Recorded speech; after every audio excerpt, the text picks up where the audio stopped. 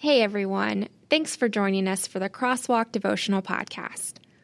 Over the years, our editorial team at crosswalk.com has written these devotionals, observing truths we see at the intersection of faith and life.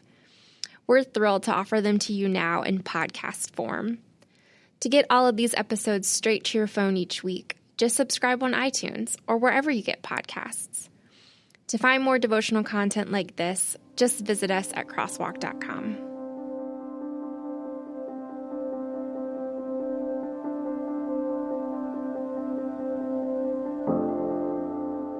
Let Me Take Care of That for You, by Debbie Holloway, read by Ellie Johnson.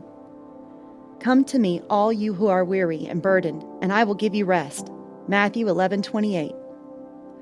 I recently had a bit of a three-ring circus to deal with while trying to pay a toll. Our lovely Richmond, Virginia is indeed a beautiful city, but we sure do have some tolls. In fact, depending on where you're going and from where you're coming, you may have to pay 3 or 4 tolls in one trip. That happened to be me a few weeks ago.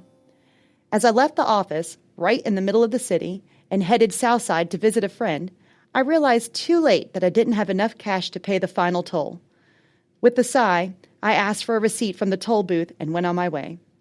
I won't bore you with the details, but let's just say I talked to far too many people on the phone, hand-delivered my toll payment in some city office, and still got a toll violation notice in the mail.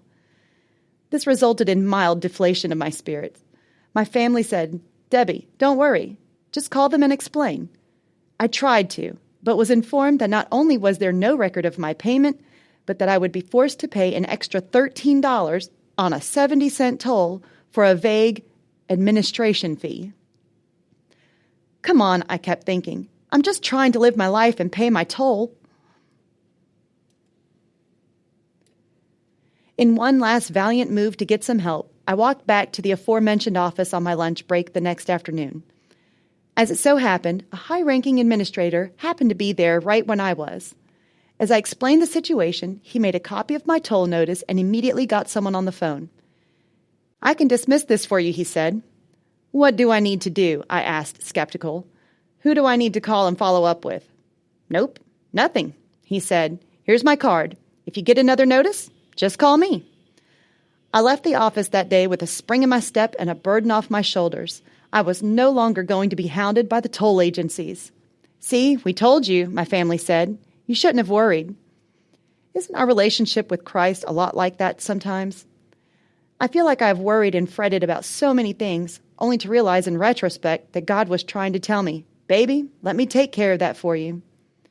Jesus told his disciples, "Look at the birds of the air. They neither reap nor gather into barns." Jesus told his disciples, "Look at the birds of the air. They neither reap nor gather into barns, and yet your heavenly Father feeds them. Are you not of more value than they?" Matthew 6:26. Intersecting faith and life. When you're dealing with the frustration, no matter how small, remember that God is asking you to stop worrying and let him carry you. For further reading, check out Philippians 1:6 and Matthew 5, verses 1 through 12. Hey listeners, thanks for joining us for the Crosswalk.com devotional podcast.